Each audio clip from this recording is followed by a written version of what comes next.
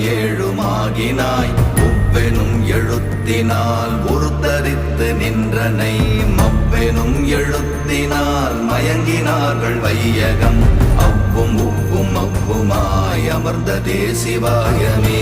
ஓம் நமச்சிவாய.